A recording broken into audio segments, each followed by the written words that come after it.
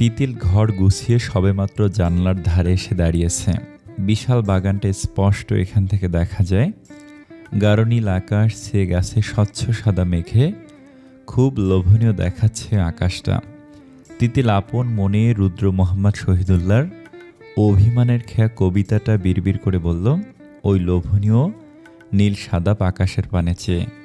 কবিতা যেন জীবন, জীবন যেন কবিতার প্রতিটা লাইন, প্রতিটা শব্দ আর প্রতিটা অক্ষর। তিতিল একটা নতুন রুমে দাঁড়িয়ে আছে। আজই পরিষ্কার করেছে এটা। রুমটায় আগে কখনো আসেনি সে, কিন্তু মন্দ লাগছে না দেখতে। তিতিল আবার দেখল সবটা রুম। সবেমাত্রই নিজের টুকটাক জিনিস গুছিয়ে রেখেছে সে। বিশাল মাপের নয় বলেই হয়তো ঘরটা এত ভালো লেগেছে। তাছাড়া ব্যালকনি দিয়ে সাই সাই করে আসা বাতাস তাকে ছুঁয়ে ছুঁয়ে যাচ্ছে। তিতিল খানিক হেসে হেঁটে হেঁটে ব্যালকনিতে গেল। এই রুমে আসতে রেহেলা না করলেও সে শোনেনি, যার সাথে জীবন কাটা হবে না তার সাথে এক ঘরে থাকার কি মানে। আরও মায়ে মুখ থুবড়ে পড়া। তিতিল অনেক কষ্টে এই রুমে পার হয়েছে। হয়তো একটু বাদেই ইয়াদ বাড়িতে ঢুকবে। তিতিল দীর্ঘশ্বাস ফেলে দেয়। মুহূর্ত যেতে না যেতেই গেট দিয়ে গাড়ি ঢুকলো। মেয়েটা জানে এখানে তার স্বামী, তার কাঙ্ক্ষিত মানুষটা আছে। সাথে সাথে তিতিল উল্টে পিঠে ঘুরে যায়। বুকের মাঝের মাংসপিণ্ডটা আওয়াজ করে ওঠানামা করছে। সেই ধ্বনি যেন তাকে আরও বিব্রত করে তুলছে। তিতিল দৌড়ে রুমের ভেতর চলে গেল। কান্না আটকাতে জোরে জোরে নিঃশ্বাস ফেলতে লাগলো। ভেতরে চাপা কষ্টের ওজন ক্রমশ অতিশয় হয়ে উঠছে। ইয়াদ তার মাকে সালাম করে শটান হয়ে দাঁড়ালে তিনি মুগ্ধ নয়নে তাকালেন ছেলের দিকে। বিশাল দেহের চওড়া গ্রীবা, আগের চেয়ে আরেকটু ফর্সা হয়েছে ছেলে। রেহেলা বেগম হাসলেন। মা কিছু বলবে না? রেগে আসো? ছেলের ওপর রাগ করবো কেন? উত্তরে ইয়াদ কিছু বললেন না। রেহেলা বললেন, ফ্রেশ হয়ে নিচে খেতে। মা তাকাও আমার দিকে। রেহেলা না তাকাতে ইয়াদ ওনাকে জড়িয়ে ধরল। মায়ের মন গলে পানি। ছেলেকে চুমু দিয়ে মুখে হাত বোলালেন। চিংড়ি দিয়ে লাউ, পুঁইশাক, গরুর কালো ভুনা, দেশি মুরগির ঝোল, ডিমওয়ালা সর্ষে ইলিশ আর রুই মাছের ঝোল সব একা রান্না করেছে তিতিল। যদিও প্রতিদিন সে নিজেই রান্না করে, কিন্তু আজ অনেক আগ্রহ আর মনোযোগ দিয়ে রান্না করেছে। ইয়াদ সর্ষে ইলিশটা পাতে চেটেপুটে খেয়ে লাউ চিংড়িটা নিয়েছে। চোখ বন্ধ করে মুখের ভাবি বদলে নিয়েছে সে। মুখে স্বাদের শব্দ তুলে বলল, মা লাউ চিংড়িটা যে বানিয়েছ না, ইস অনেক সুস্বাদু হয়েছে। কেউ কিছু বলল না। রেহলা, হিমা, এনা একবার ইয়াদের দিকে তাকিয়ে নিজেদের দিকে চোখ বোলালো। ইয়াদ আবার বলল, মা তোমার রান্না এখন তো আরও মজা হয়েছে। তা জানতামই না, আগে জানলে তো কবেই চলে আসতাম দেশে। ইয়াদ আর কথা না বলে নিজের মতো করে খাচ্ছে। আজ অনেক বেশি খাচ্ছে সে। ইনা মুখের ভাব শক্ত করলো আর বলল, ভাই এগুলি মা রান্না করেনি।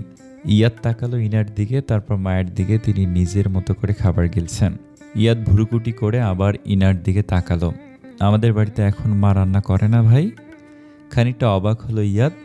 ফরিদা আন্টির করা রান্না এ বাড়িতে খাওয়া হয় না, আর ওনার রান্না এতটা ভালো তো কখনোই না। ইয়াদ জিজ্ঞেস করলো, তবে রান্না করলো কে? কি হলো আপু, মা রান্না না করলে কে করলো? তুমি নিশ্চয়ই। তিতিল। স্তব্ধ হলো ইয়াদ। খানিক নড়চড়ে বসলো সে। নিজের অবস্থা এক রেখে আশেপাশে চোখ দিল। কোথাও কেউ নেই তারা ছাড়া। টেবিলের কোনায় শুধু ফরিদা আন্টি খাবার এগিয়ে দিচ্ছেন। ইনা বলল, খাবার তিতিল রান্না করেছে। তিতিল এত ভালো রান্না করে জানলে তুই কি আরও আগে চলে আসতি ভাই? কথার সাথে খাবারও আটকে গেল ইয়াদের। এই উত্তর কি হবে সে তো জানে না। কোনো রকম পাতের ভাতগুলি নিশ্চুপে খেয়ে উঠে গেল সে। সোজা নিজের রুমে গেছে। ইনা মা আর বোনের দিকে তাকিয়ে খাবার ছেড়ে উঠে গেল। জানলার এক পাশে দাঁড়িয়ে আছে তিতিল। বৃষ্টির কণা এসে তাকে ডাকছে। বিন্দু বিন্দু পানিগুলি তিতিল অন্য হাতে স্পর্শ করল। মনটা আজ ভীষণ খারাপ, কারণ জানে না, খুঁজতেও চায় না। তার ঘর থেকে ছাদ খুব একটা দূরে নয়। তিতিলের ঠোঁটের কোণায় হাসি দেখা যায়। ইয়াদ চুপচাপ দাঁড়িয়ে আছে ব্যালকনিতে। দমকা হওয়ার সাথে গুড়ি গুড়ি বৃষ্টি তার শরীরকে অর্ধেক ভিজিয়ে দিয়েছে। সেদিকে কোনো হুঁশ নেই তার। সে চিন্তা করছে তিতিল নামের মেয়েটিকে নিয়ে, যাকে কিনা সে বিয়ে করেছিল। স্বেচ্ছায় নয়, মায়ের কথায়। গ্রামের মেয়ে আর কেমনই বা হবে। গ্রামের অমন সেকালের এক মেয়েকে নিয়ে কি করে সে জীবন কাটাবে, মুখও দেখেনি সে। বিয়ের আগে গ্রামে গিয়ে কবুল বলেই গাড়ি নিয়ে চলে এসেছিল একা। তারপর সেই দিনেই যে বাসা ছেড়েছিল, আর মেয়েটার কথা তার মনে হয়নি, কিন্তু এখনও যে মেয়েটা তার বাড়ি থাকবে বা থাকতে পারে সেটা ভাবতেই পারেনি সে। এদিকে তার বোন তো বলল তাদের ডিভোর্স হয়ে যাবে, তখন হয়তো নতুন করে শুরু করার চিন্তা করবে সে। ইয়াদ যখন নিজের দিকে খেয়াল দিল তখন প্রায় ভিজেই গিয়েছে সে। মাথার হালকা ভিজে চুলগুলি ঝাঁকিয়ে ছাদে ছুটল বৃষ্টির পানি শরীরে মাখবে বলে। ইয়াদ ছাদের শেষ সিঁড়িতে পা দিতে গিয়েও থমকে দাঁড়ালো। চোখগুলি যেন তার ঠিক ওখানে আটকে আছে। চোখের সামনে এক তরুণী উল্টো পিঠে হাত প্রসারিত করে ঊর্ধ্বমুখে দাঁড়িয়ে আছে। শূন্য আকাশে মুখ তুলে তাকিয়ে থাকা সেই তরুণীর আকর্ষণীয় দেহে ভিজে কাপড় একদম লেপ্টে আছে। তরুণীর লম্বা কালো কেশগুলি যেন ভিজে অঙ্গ ঢাকতেই পাহারাদার হয়েছে। তার অমন দৃষ্টি থেকে রক্ষা করতেই যেন চুলগুলি একসাথে লেগে ওই দেহ আড়াল করছে। ইয়াতে স্তম্ভিত, চোখের পাতায় স্তব্ধ। হৃদয় নামক যে মাংস স্তূপটা আছে সেটার স্পষ্ট কম্পন তাকে মুখরিত করে তুলছিল। ইয়াদের মনে কিছু একটা প্রবল বেগে এদিক ওদিক ছোটাছুটি করছে। কোথাও যেন সে বাধাপ্রাপ্ত হয়ে আটকে আছে। বৃষ্টির ঝাপটা চোখ অস্পষ্ট করে দিচ্ছিল বলে ইয়াদ ডান হাতে চোখ মুছে আবার অপলক দৃষ্টিতে তাকালো সেই তরুণীর দিকে। ভেতরের এমন নামনা অনুভূতির ছোটাছুটিতে পাথরের মতো দাঁড়িয়ে আছে সে। তিতিলের মনে হচ্ছিল কেউ তার পিছনে আছে। খানিকক্ষণ ধরেই এমনটা মনে হচ্ছে। তিতিল হঠাৎ করে পিছনে ফিরতে দেখতে পেল সুদর্শন সেই যুবককে, যাকে ফোনের ছবিতে দেখে এসেছে, প্রতিরাত স্বপ্নে এসেছে। এটা তো সেই পুরুষ। তিতিলের চোখ বেয়ে দুফোঁটা নোনা জল গড়িয়ে পড়ল, কিন্তু তা বোঝার সাধ্য কারণেই বৃষ্টি ভেজা চোখ মুখে 2 ফোঁটা নোনা পানি খোঁজকে নিবে। ইয়াদ তখনও শ্বাস বন্ধ হয়ে আসা পরিবেশে আটকে আছে। সামনে সেই তরুণীর চোখগুলি হৃদয়ে ঢেউ তুলে দিচ্ছিল বারবার। চুল দিয়ে গাল ঠোঁট ঢাকা, চুলগুলি যে মেয়ের মস্ত বড় পাহারাদার এতক্ষণে সে সেটা বেশ বুঝেছে। মুখ বলতে সেই চোখগুলি যে অবলোকন করছে সে। হঠাৎ খেয়াল করলো মেয়েটি আবার উল্টো পিঠে ঘুরে ভিজে ওড়নাটা মাথায় তুলে নিল। ইয়াদের কপালে কয়েকটা ভাঁজ পড়ল তখন। তিতিলের হৃদয়টা চূর্ণ বিচূর্ণ হয়ে যাচ্ছে। এই বিরহের যন্ত্রণা অসহনীয়। কেউ যেন তার পিঠে ছুরিকাঘাত করার কষ্ট অনুভব করছে সে। দমটা আটকে আসছিল তার। কোনো রকম ইয়াদের পাশ কাটিয়ে আসার সময় লোকটা বলল, কে তুমি? পা আটকে আসলো তার। বরফে আটকে একদম জমে যাওয়ার অভিপ্রায় নিঃশ্বাস তার নাকের ডগায় এসে আটকেছে। শরীরটার সামনে এগোনোর মতো শক্তি অবশিষ্ট আছে বলে মনে হচ্ছে না। মাথাটাও ঘুরছে। মাথা ঘুরে না পড়লেই হয়। ঘন ঘন ভিজে চোখের পাতি ফেলল তিতিল, তবে ফিরে তাকালো না। ইয়াদ আবার জিজ্ঞেস করছে, কি হলো, কে তুমি? তিতিলের বলার মতো শক্তি নেই। তার গলা এসে যেন সব দলা পাকিয়ে গেছে। শরীর গুলাচ্ছে তার। দেরি না করে তিতিল কোনো রকম সেখান থেকে চলে এলো। ইয়াদ পিছন থেকে কয়েকবার ডাকলো। কিছু না বলে চলে যাওয়াতে খানিক রাগ হলেও থামিয়ে নেয় সে। মেয়েটা কে সে জানতে চায়। চোখগুলি বারবার ভেসে উঠছে কিনা। হিমা দৌড়ে ইনার রুমে গেল। আজ তো সে বাসাতেই আছে। ইয়াদ আসছে বলে গিয়ে দেখতে পেল ইনা ফোনে কথা বলছে। আপু আপু বলে হিমা একদমই তার কাছে গেল। হিমাকে ব্যস্ত হয়ে আসতে দেখে ইনা কল কেটে তাকে জিজ্ঞেস করলো, কি হয়েছে? কিরে বল, কি হয়েছে? আপু ভাইয়া।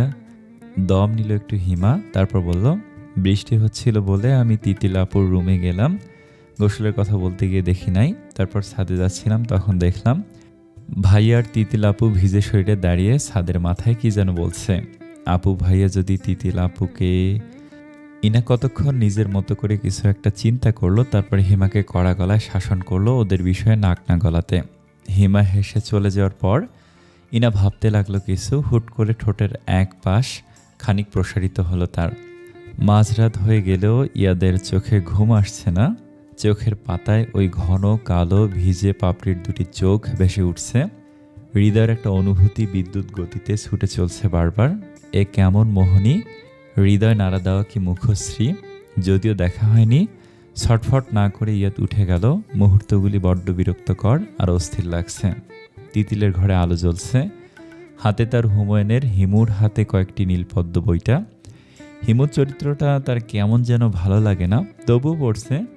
হিমুকে ভালো না লাগার একমাত্র কারণ হলো হলুদ পাঞ্জাবি পরা, যেখানে ইসলাম মেয়েদের জন্য হলুদ রং হারাম করে দিয়েছেন, কিন্তু হিমুর অমন উদাসীন ভাবটা কেমন যেন লাগে। কিছুতে হয়তো লোকটা তেমন গুরুত্ব দেয় না, আবার হয়তো দেয়। শেষের অংশটা তার হৃদয়ে একটা অনুভূতি নাড়া দিয়ে উঠল। বইটা বন্ধ করে নিঃশ্বাস ছেড়ে দিল, ঠোঁট উল্টে উপরে তাকালো। ঘাড়টা খুব ধরেছে এত সময়ে নুয়ে বই পড়ায়। বইটা নিয়ে বসেছিল ইয়াদের অমন মায়ামাখা সুদর্শন মুখটা ভোলার জন্য। মায়ে পড়তে চায় না সে, কষ্ট পাবে এতে। তিতিল লাইট নেভাতে যাবে, তার আগে দরজায় টোকা পড়ল। তিতিল ধীর গলায় জিজ্ঞেস করলো, কে? তিতিলের মিষ্টি কণ্ঠে স্তম্ভিত হলো ইয়াদ। এই রুমে কে থাকে জানতে ইচ্ছে হলো বলে এসেছে সে। ভেবেছিল হিমার ঘর। ইয়াদ কিছু বলতে পারছে না, টোকাও দিতে পারছে না। তিতিল জিজ্ঞেস করলো, কে ওখানে? আম্মা? আতকে উঠল ইয়াদ। তার মানে এটা তিতিল নামের মেয়েটার রুম? অনেক কিছু ভাবতে লাগলো সে কপাল কুঁচকে। ইয়াদ শান্ত গলায় বলল, দরজা খোলো। কেঁপে ওঠে তিতিলের শরীর, মনটা এখনো কাঁপছে। তার দরজার সামনে কি ইয়াদ দাঁড়িয়ে আছে? নয়তো কি এ বাড়িতে সে ছাড়া কোনো পুরুষ তো আর নেই? হিতাহিত জ্ঞান হারিয়ে বসেছে সে, এক দৃষ্টি তাকিয়ে আছে দরজার দিকে। কি করবে কি বলবে কিছু বুঝতে পারছে না সে। শরীরটা এমন অবশ লাগছে কেন বুঝতে পারছে না। ঠোঁটগুলো এখনো মৃদু কাঁপছে তার। কে তুমি? কি উত্তর দিবে সে? কি বলবে সে তার বউ, নাকি দরজা খুলে দিবে? মাথায় তার কিছুই আসছে না, পাথরের মতো দাঁড়িয়ে রয়েছে ঠাই মেরে। চারপাশ শূন্য লাগছে তিতিলের, গলাটা শুকিয়ে শুকনো কাঠ হয়ে গেছে। কি হলো? কে তুমি? দরজা খোলো। তিতিল কিছু বলতে পারছে না। লাইটটা কোনো রকম অফ করে ছুটে বিছানায় চলে গেল সে। বুকটা কাঁপছে শব্দ তুলে, নিঃশ্বাসের গতি বেড়েছে তার, তবুও চুপ করে আছে। ইয়াদ তখনও দুইবার ডাকলো দরজায় দাঁড়িয়ে। আবার ডাকতে যাওয়ার আগে শোনা গেল, এখানে কি করছিস ইয়াদ? খানিক চমকে ইয়াদ পাশ ফিরে তাকালো। কণ্ঠস্বর চিনে তিতিলও শোয়া থেকে উঠে বসল। ইয়াদ দরজার দিকে তাকিয়ে বলল, এই রুমে কে থাকে মা?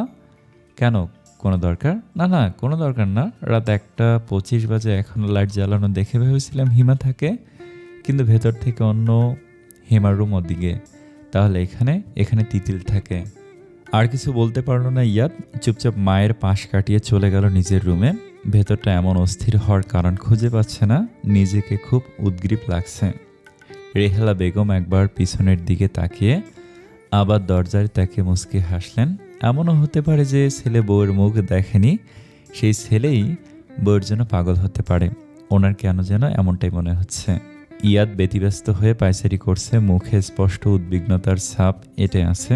ভেতরটা অস্থির লাগছে ওই মোহনীয় তরুণীকে দেখার স্পৃহায়।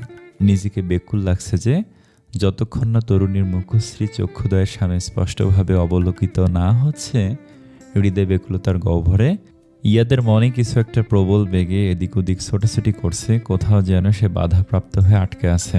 বৃষ্টির ঝাপটা চোখ অস্পষ্ট করে দিচ্ছিল বলে ইয়াদ ডান হাতে চোখ মুছে আবার অপলক দৃষ্টি তাকালো সেই তরুণীর দিকে। সূর্যের আলো পরিস্ফুট হতেই, পাখির মৃদু ডাকতেই ঘুম ভেঙে যায় তিতিলের। সারা রাতে ঘুম তেমন হয়নি, ঘুমের ঘরে ছটফটানি ছিল তার। ফজরের নামাজ পড়ে তিতিল 2 পাতা কোরআন তেলাওয়াত করলো। সেই মধুর মিষ্টু সুরে পরিবেশটা যেন খিলখিলিয়ে হেসে উঠল। ফুরফুরে মন নিয়ে তিতিল কিচেনের দিকে গেল। 1 কাপ চা বানিয়ে উপরে গেল। রেহেলা বেগম তখনও কোরআন তিলাওয়াত করছিলেন। আম্মা আপনার চা বলে তিতিল এগিয়ে গেল ভেতরে। তিনি আজ শেষ করে কোরআন বন্ধ করলেন। ততক্ষণে তিতিল বিস্কুটের বয়ামটা ওনার দিকে এগিয়ে দিল। তিতিল যাওয়ার আগে তিনি বললেন, তিতিল মা, রান্না করার আগে কিছু খেয়ে নিবি। রেহেলা বেগমের দিকে তাকিয়ে স্মিত হেসে তিতিল চলে গেল। রান্নার ফাঁকে ফাঁকে তিতিল শুধুমাত্র 1 কাপ দুধ চা খেল। লাল চাটা একদম তার ভালো লাগে না, মনে হয় গরম পানি খেলে হয় দুধ চা, না হলে মাঝে মধ্যে ইনার সাথে 1 কাপ কফি। ব্রেকফাস্ট করিয়ে তিতিল দুপুরে রান্না বসালো। আজ অনেক রান্না, তাড়াতাড়ি করতে হবে। তাড়াহুড়ো করে রান্না করা দেখে ফরিদা জিজ্ঞেস করলেন, তিতিল মা, আপনি এমন তাড়াহুড়া করতেছেন কে রে?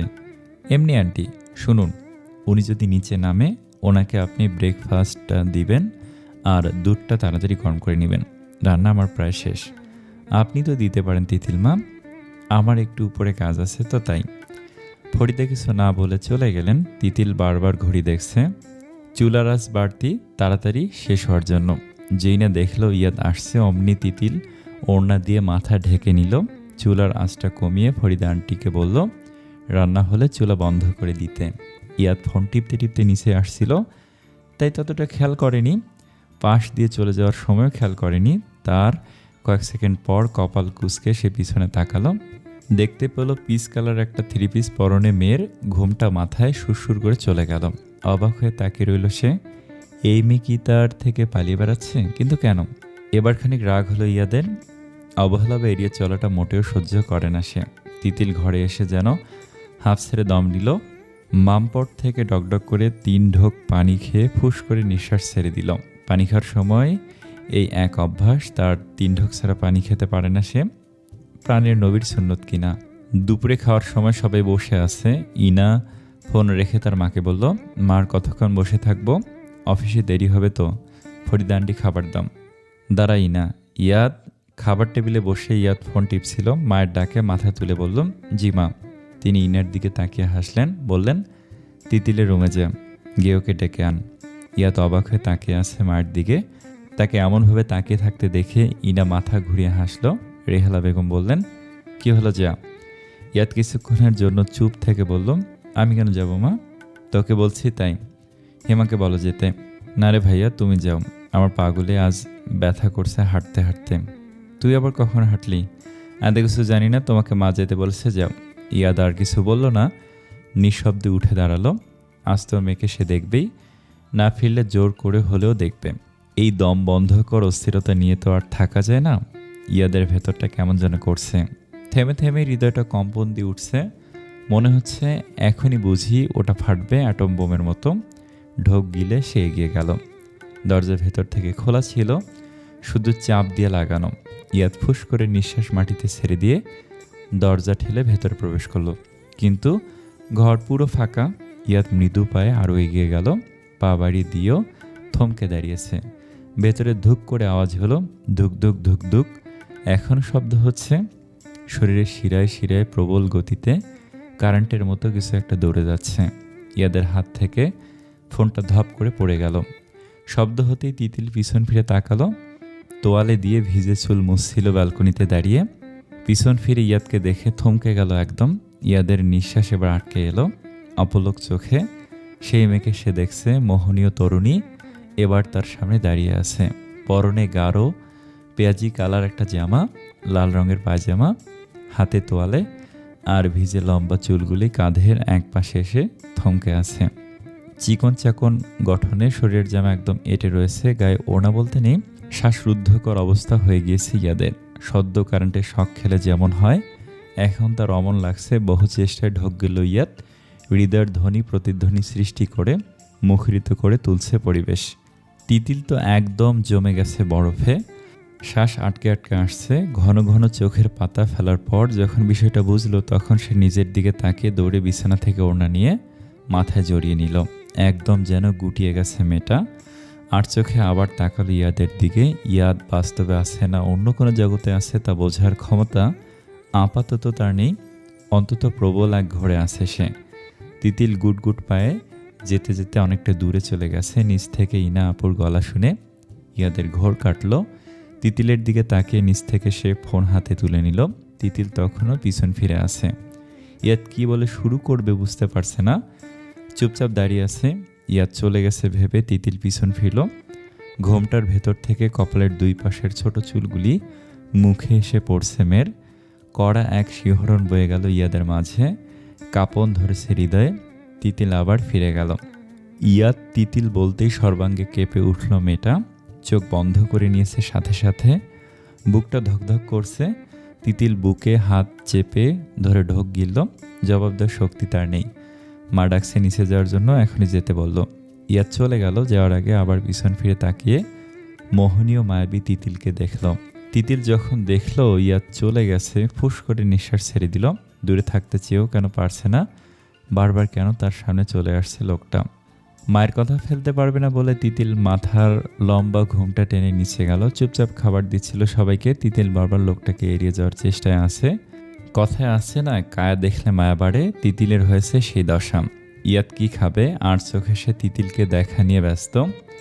অদ্ভুত একটা মায়া আছে মেয়ের মুখে, যার ফলে তাকে বারবার টানছে ওর দিকে। ইয়াদ প্লেটে হাত নাড়াচাড়া করছে, চোখ দুটি তিতিলের ওপর নিবদ্ধ। রেহেলা বেগম খাবার খাচ্ছেন আর ছেলের দিকে তাকাচ্ছেন। ইনা আর হিমাও বিষয়টা খেয়াল করছে। হিমা তো ঠোঁট টিপে হাসছে, ইনাকে খুশি না চিন্তিত দেখাচ্ছে। রেহেলা বেগমও খুশি মনে মুচকি হেসে যাচ্ছেন ছেলের কাণ্ড দেখে। রেহেলা গলা কাশলেন, ইয়াদ মাথা নুইয়ে আনলো। তিতিল, বলুন আম্মা। রেহেলা বেগম চুপ করে রইলেন, ছেলের দিকে তাকিয়ে বললেন, আজ থেকে তুমি আগের রুমে ইয়াদের সাথেই থাকবে। এই কথা শুনে বিস্ময়ে হতবাগে সর্বোচ্চ আসমানে পৌঁছেছে সে। হাত থেকে তরকারি বাটিটা ধপ করে নিচে পড়ে ঝনঝন আওয়াজে চারপাশে নিশ্চল করে দিল। মায়ের কথায় ইয়াদও যে বেশ অবাক হয়েছে তা দেখে বোঝা যাচ্ছে। কপাল কুঁচকে তাকিয়ে আছে সে। তিতিলের মাথায় কেউ যেন আকাশটা ফেলে দিয়েছে। রেহেলা বেগম কি চাচ্ছেন সে বুঝতে পারছে না, কিন্তু এটা তো সম্ভব নয়। উনি কি তার কষ্টটা একটিবারও বোঝার চেষ্টা করছেন না? কান্না আসছে তিতিলের, জোর করে কথা ফুটালো সে। আম্মা, আমি, তোর কি কিছু বলার আছে তিতিল? আমি ও ঘরে থাকতে পারবো না। কেন পারবি না? এতদিন কি তুই ও ঘরে ছিলি না? ছিলাম, কিন্তু কিন্তু কি আছে এখানে? তিতিল কিছুক্ষণ চুপ ছিল, সাহস নিয়ে বলেই ফেলল, এতদিন তো ও ঘরে আমি একা ছিলাম, কিন্তু এখন আপনার ছেলে। থেমে গেল সে, আর কথা আসছে না মুখ দিয়ে। তিতিল আর চোখে তাকালো ইয়াদের দিকে, সঙ্গে সঙ্গে নামিয়ে নিল চোখ।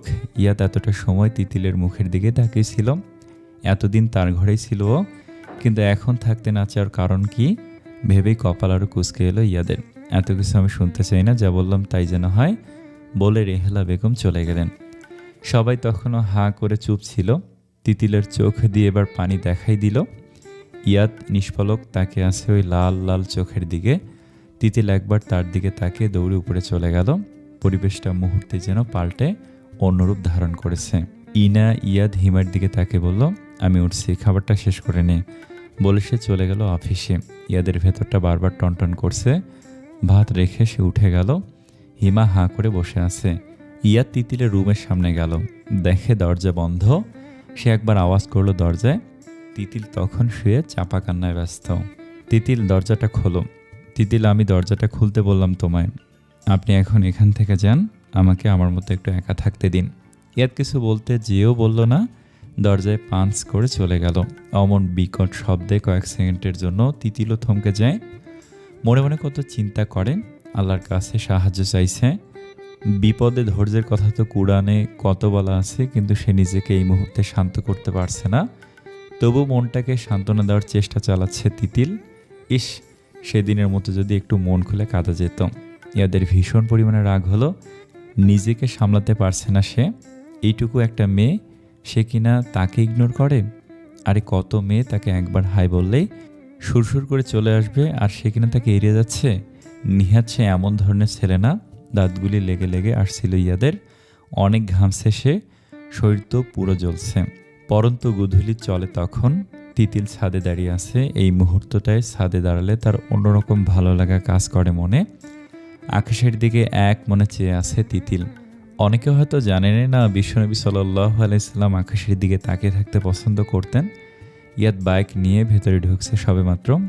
রাগে বাইক নিয়ে বের হয়ে গিয়েছিল সে, আর এখন এলো। উপরে তাকাতেই তিতিলকে আনমনে তাকিয়ে থাকতে দেখে চোখ মুখ শক্ত করে নিল। হর্ন বাজাতে চমকে উঠল তিতিল। নিচে তাকিয়ে দেখতে পেল ইয়াদ তার দিকে তাকিয়ে আছে। মুখের ভাবি যেন পাল্টে গেছে লোকটার। কপালে ভাঁজ পড়ল তার। ইয়াদ চোখ ফিরিয়ে নিয়ে ভেতরে গেল। তিতিল বুঝল না কিছু। সন্ধ্যা হয়ে এলো। তিতিল তখনও ওখানে ছাদের এক কোণে দাঁড়িয়ে আছে। আকাশে তখন খানিক লালাব রং ধারণ করছে। কি অদ্ভুত লাগছে তখন আসমানটা, যেন লাল রং নিজের মতো করে আঁচড় কেটে গেছে। হঠাৎ কারো গলা শুনে হকচকিয়ে তিতিল পিছনে ফিরল। ইয়াদকে দেখে চমকে গেছে পুরো। মুখের ভাব কঠিন করে ইয়াদ বলল, আমাকে এক কাপ কফি দিয়ে আসবে রুমে? কি ভেবে তিতিলও বলে উঠল, ফরিদা আন্টি তো। তার কথা শেষ হওয়ার আগে ইয়াদ পিছন ফিরল রাগি মুডে। চলে যেতে নিয়েও থেমে তিতিলের দিকে তাকিয়ে দাঁত কিটে বলল, আমি ফরিদা আন্টির হাতে কফি খাই না, যা বললাম করো। আর দাঁড়ালো না ইয়াদ ওখানে। নির্বোধের মতো দাঁড়িয়ে রইল তিতিল। ইয়াদের ব্যবহারের আগা মাথায় পেল না সে। লোকটা কি আমার ওপর জোর খাটিয়ে গেল নাকি ভেবে সে নিচে নামলো চটজলদি। কফি বানিয়ে তিতিল ফরিদা আন্টিকে দিয়ে ইয়াদের রুমে পাঠালো সেটা। ইয়াদ আব্বা, আপনার কফিটা। ইয়াদ ল্যাপটপে ব্যস্ত ছিল। গলা শুনে সামনে মাথা তুলে তাকিয়ে ফরিদা আন্টিকে দেখে কপাল কুঁচকে এসেছে তার। জিজ্ঞেস করলো, তুমি বানিয়েছো কফি? না আব্বা, তিতিল মা বানাইছে। ইয়াদ আর কিছু বলল না, রাগে হাত মুঠো করে আনলো, দাঁতে দাঁত চেপে ধরেছে নিজের। চোখ বন্ধ করে নিয়ন্ত্রণ করার অভিপ্রায় বলল, রেখে যাও। ফরিদা আন্টি কফি রেখে চলে গেল। ইয়াদের মাথাটা ধরেছে, কফির দিকে তাকাতেই রাগ হয়, তবুও ব্যথায় কফি হাতে তুলে নিল। চুমুক দিতেই প্রশান্তি পেল। দারুণ হয়েছে কফির স্বাদ, সব কিছু পারফেক্ট। ইয়াদ ব্যালকনিতে চলে গেল। আধার হয়ে এসেছে সব কিছু, মন্থর হাওয়া বইছে, সাথে অমন স্বাদের কফিতে ইয়াদের বেশ ভালো লাগছে পরিবেশটা। মস্তিষ্কের ভেতর পর্যন্ত যেন হাওয়া বয়ে যাচ্ছে। রাতের খাবারের সময় তিতিল সবার সাথেই খেলো। রেহালা বেগম ওঠার আগে দুপুরে বলা কথাটা আবার স্মরণ করিয়ে দিলেন। তিতিল বা ইয়াদ কিছু বলেনি। ইয়াদ চোখ তুলে তিতিলকে এক পলক দেখে চোখ নামিয়ে নেয়। তিতিল বড্ড অস্বস্তি বোধ করছে, বিব্রতকর এক অবস্থা। এনে খাবার থেকে ওঠার আগে তিতিলের দিকে তাকিয়ে বলল, মায়ের কথাটা মনে রেখো তিতিল। স্মিত হেসে ইনাদ চলে গেল। ইয়াদ কিছু বলল না, একবার তিতিলের দিকে তাকিয়ে চলে গেল। তিতিল সব গুছিয়ে ফ্রিজ থেকে পানির বোতলটা হাতে নিয়ে চুপচাপ নিজের রুমে চলে গেল। নিজেদের ছোটোখাটো একটা কোম্পানি আছে। ইয়াদের বাবার মৃত্যুর পর ইনা আর সে মিলে চেষ্টা করছে বড় করাতে, কিন্তু হুট করেই সব সম্ভব না। আঙ্গুল ফুলেও কলাগাছ হয় না। বিয়ের পর তো ইয়াদ রেগে বিদেশেই চলে গেছে, কিন্তু ওখানে গিয়ে অনেক বড় একটা কোম্পানিতে জব পায় সে। এখনও সেটাই যুক্ত আছে, যা কাজ করার অনলাইনে করে দেয়। আর তাদের কোম্পানিটাও এখন ইনা নিজে একাই সামলায়। ইয়াদ ল্যাপটপে অফিসে কাজ করছিল, কখন 12টার উপরে হয়ে গেল সে বুঝতে পারেনি। ল্যাপটপ বন্ধ করে ঘরে তাকিয়েও যখন তিতিলকে দেখতে পেল না, তখন খানিক রাগ হলো তার। তবে কি আসবে না সে? ইয়াদ ল্যাপটপ কোল থেকে রেখে এগিয়ে গেল। দরজার কাছে গিয়ে উকি দিল। তিতিল যে রুমে থাকে সে রুম থেকে আলো আসছে। মনোক্ষোভ নিয়ে সে এগিয়ে গেল। নিঃশব্দে দরজায় স্পর্শ করতে বুঝতে পারলো ভেতর থেকে লাগানো। তার মানে মেয়েটা মার কথা অমান্য করে এই রুমেই থাকতে চাইছে। আমাকে ইগনোর করার সাহস আসে কোথা থেকে, এটাই দেখবো আজ। আসার পর থেকে দেখে আসছি, এড়িয়ে যাও। ইয়াদ রাগে দরজা ধাক্কা দিল। আচমকে এমন শব্দ পেয়ে ভড়কে গেল তিতিল। কে? দরজা খোলো, দরজা খোলো। আপনি?